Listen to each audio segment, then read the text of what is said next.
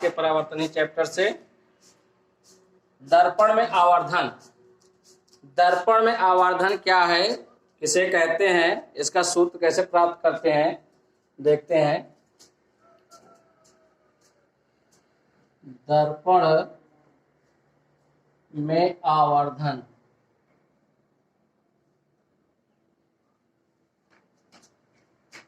Magnification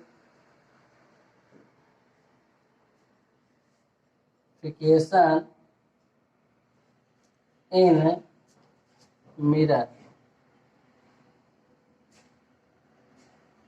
magnification in mirror, दर्पण में आवर्धन इसे कहते हैं। तो दर्पण में आवर्धन क्या है, दर्पण द्वारा बने प्रतिबिंब की लंबाई और वस्तु की लंबाई के अनुपात को दर्पण का आवर्धन कहते हैं। इसकी परिभाषा हो जाएगी, दर्पण द्वारा बने प्रतिबिंब की लंबाई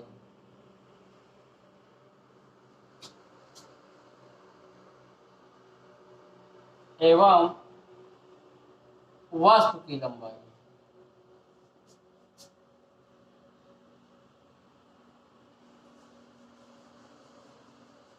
के अनुपात को दर्पण में आवर्धन कहते हैं। दर्पण से जो प्रतिबिंब बनेगा उसकी लंबाई और वस्तु की लंबाई के अनुपात को दर्पण में आवर्धन कहते हैं। इसे प्रायः स्मॉल एम से व्यक्त करते हैं। इसे हमेशा सदैव स्मॉल एम से ही व्यक्त किया जाता है। अब इसके सूत्र कैसे लिखते हैं, यदि वस्तु की लंबाई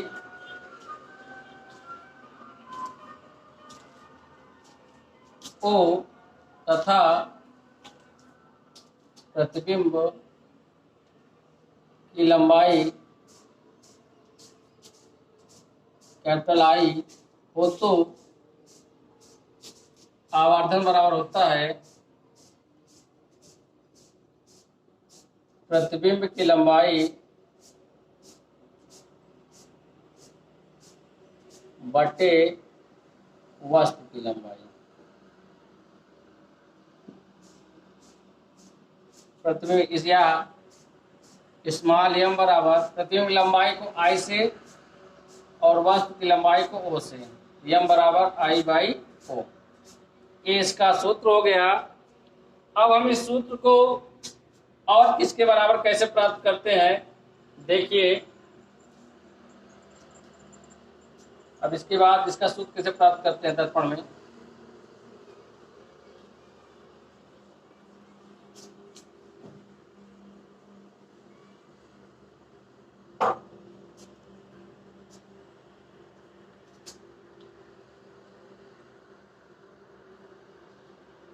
आवर्धन के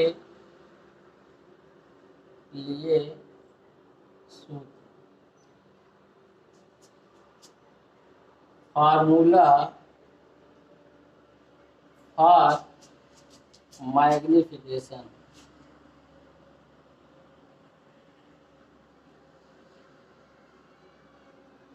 दर्पण के लिए आवर्धन के लिए सूत्र कैसे प्राप्त करेंगे, हम एक दर्पण के लिए निकाल रहे हैं, अवतल के लिए बताएंगे, उत्तल के लिए भी वही सूत्र होता है। मान लेते हैं हमारे पास एक अवतल दर्पण है,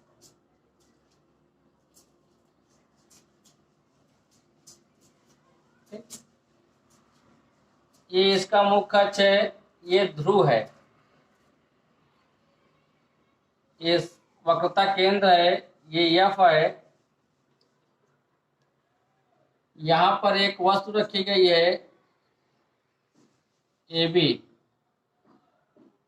पहला है नियम है प्रतिबिंब बनने का, मुख्य अक्ष के समांतर आने वाली किरणें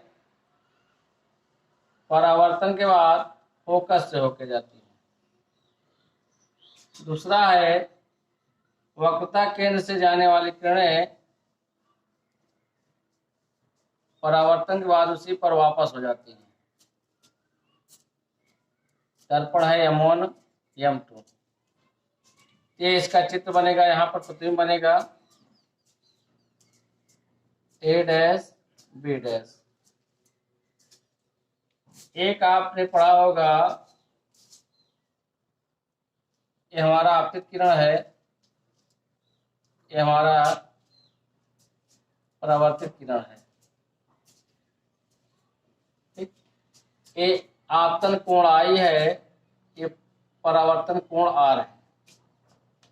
ठीक, इस तरह से आपका ये चित्र बन गया है। पहला चित्र ये बना है, यहाँ से कि मुख्य समांतर आने वाली किरणें परावर्तन के बाद फोकस हो जाती हैं, वक्रता केंद्र जाने वाली किरणें उसी पर वापस लौट जाती है। जहां पर ये दोनों काटेंगे वहां पर इसका प्रतिबिंब बन जाएगा A डैश B डैश। अब ये आपतित किरण है, परावर्तित कोण है, ये आपतन कोण बना है, परावर्तन कोण। आपतन कोण परावर्तन कोण के बराबर होता है। अब देखिए, आप त्रिभुज लेते हैं ABP में। देखिए, चूंकि त्रिभुज ABP तथा त्रिभुज A dash B dash P, A dash B dash P में क्या देख रहे हैं, में क्या हो रहा है, ये कोण, ये आपतन कोण परावर्तन कोण के बराबर होता है। कि इसमें ये कोण और इस त्रिभुज में ये कोण दोनों आपस में बराबर हो गए। तो कोण APB बराबर कोण A डैश PB डैश, ये दोनों बराबर होंगे। कहाँ से? क्योंकि कोण I बराबर कोण R, आपतन कोण परावर्तन कोण के बराबर होता है। तो ये दोनों बराबर, तो इसमें के दोनों कोण बराबर हो गए। ठीक, अब कोण A, कोण BAP बराबर कोण PA डैश B डैश, ये कहाँ से है? प्रत्येक समकोण है। इसमें आपका ये कोण BAP, ये कोण, और इसमें का PA डैश B, ये कोण प्रत्येक 90 अंश है। तो ये कोण आपका आपतन कोण परावर्तन कोण से बराबर हो गया। ये कोण दोनों 90 अंश है। तीसरा ऑटोमेटिक बात है, त्रिभुज हमारा कैसा हो गया? समरूप हो गया। इसलिए लिख दीजिए, इसलिए त्रिभुज ABP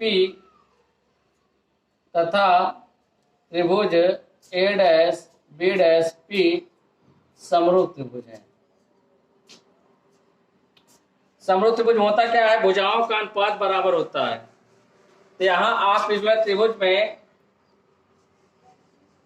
इसमें का लंब A डैश B डैश बटे इसमें का लंब AB। ठीक, उसके बाद अब इसमें का आधार A डैश P और इसमें का आधार क्या हो जाएगा? हमारा AP। क्या हो जाएगा इसमें का? AP। अब A डैश B डैश क्या है? A डैश B डैश प्रतिबिंब लंबाई है। चिन्ह परिपाटी के अनुसार, चिन्ह परिपाटी के अनुसार हम A डैश B डैश को लिखेंगे, नीचे की दूरी माइनस में होता है, प्रतिबिंब लंबाई I से व्यक्त करते हैं, माइनस I हो जाएगा। अब AB ऊपर की दूरी प्लस में होती है, प्लस में ये वस्तु की लंबाई है, तो इसको O से लिखेंगे। AP क्या है? हमारी वस्तु की दूरी है, वस्तु की दूरी यानी AP हमारा हो जाएगा, वस्तु की दूरी U से व्यक्त करते हैं, इधर की दूरी पॉजिटिव हो जाएगा, तो पॉजिटिव U हो जाएगा। उसके बाद A डैश P प्रतिबिंब की दूरी है, इधर की दूरी पॉजिटिव है, भी हो जाएगा। ठीक, अब इसमें मान रख देते हैं, तो क्या मिलता है? अतः ए बी का मान रखते हैं, ए डैश बी डैश का मान रखते हैं माइनस आई बटे ए बी का मान रखते हैं वो बराबर ए पी का ये डैश पी डैश का मान रखते हैं बी, इसका मान रखते हैं यू, या माइनस में है इसको आई बाई ओ लिखोगे तो बराबर हो जाएगा minus B by O. I by O हमारा क्या होता है, प्रतिबिंब की लंबाई और वस्तु की लंबाई के अनुपात को आवर्धन कहते हैं यम, या यम बराबर आई बाई ओ बराबर माइनस बी बाई यू। ये आपका सूत्र हो गया। यही सूत्र उत्तल दर्पण के लिए होगा, यही सूत्र आपको उत्तल दर्पण के लिए भी होगा। हाँ ठीक, अभी हमारा आवर्धन हो जाएगा, नेक्स्ट में हम बताएंगे अपवर्तन के बारे में।